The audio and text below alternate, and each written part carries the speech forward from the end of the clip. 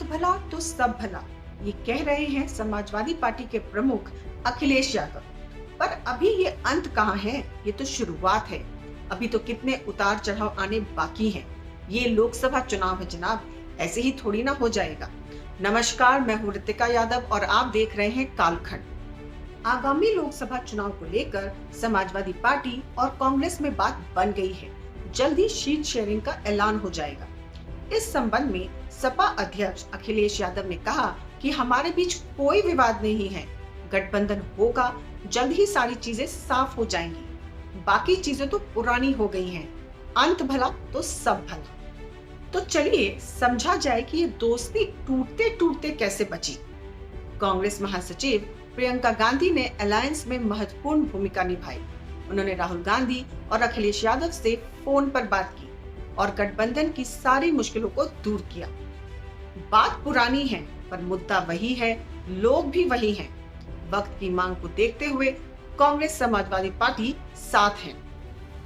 7 साल बाद एक बार फिर मोदी को हराने की उम्मीद से दो नेता दोस्त बन गए। लेकिन सवाल गर्मजोशी का है। सपने तो बहुत बड़े देखे मिलकर ये दो दोस्तों ने, पर 2017 के विधानसभा चुनाव में हार के साथ ये दोस्ती भी टूट गई। लेकिन कहते हैं ना, राजनीति में किसी से भी रिश्ता जोड़ा जा सकता है। तो एक बार फिर राजनीतिक मजबूरी ने दोनों के रास्ते एक कर दिए। हालांकि कांग्रेस को अपनी बातों से पीछे हटना पड़ा और सपा को बड़े भाई के रूप में स्वीकारना पड़ा। अगर रिपोर्ट्स की माने तो कांग्रेस ने मुरादाबाद, जो कि प्रियंका का ससुराल है और जहां से वे अपने किसी करीबी को उतारना चाहती थीं, बलिया और बिजनौर सीट की मांग खत्म कर दी है। वहीं 2 सीटों पर बदलाव की मांग की, जिस पर समाजवादी पार्टी सहमत हो गई है।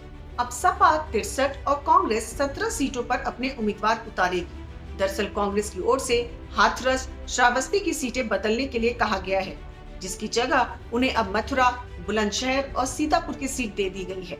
वहीं अमरोहा सीट कांग्रेस को देने की सहमति बन गई है। अब सवाल ये उठता है कि क्या दोस्ती है या दबाव की राजनीति। चारों तरफ से टूट रहे विपक्षी दलों के इंडिया ब्लॉक को लेकर अखिलेश ने दबाव की राजनीति की। क्या यही वजह है कि अखिलेश राहुल के उत्तर प्रदेश पहुंचने से पहले ही 3 लिस्ट उम्मीदवारों की निकाल दी। अखिलेश ने एक और दांव खेला। मध्य प्रदेश की एक सीट खजुराहो पर सपा चुनाव लड़ेगी, जबकि 28 सीटों पर सपा कांग्रेस का समर्थन करेगी। अब जब सब सीट्स पर एक राय बन गई है, तो कहा जा रहा है कि अखिलेश यादव आगरा में राहुल गांधी की यात्रा में शामिल होंगे। अगर सारी चीजों को देखें तो इस दोस्ती को निभाने के लिए कांग्रेस बैकफुट पर आई है। फिलहाल साइकिल और हाथ एक बार फिर साथ हैं। बस सवाल यही है कि क्या जिस उद्देश्य से राहुल अखिलेश ने अपनी जोड़ी बनाई है, उसमें वो इस बार सफल होंगे या फिर नतीजा 7 साल पहले जैसा होगा। ये तो चुनाव के नतीजे बता ही देंगे। फिलहाल इतना ही। आप बने रहिए कालखंड के साथ।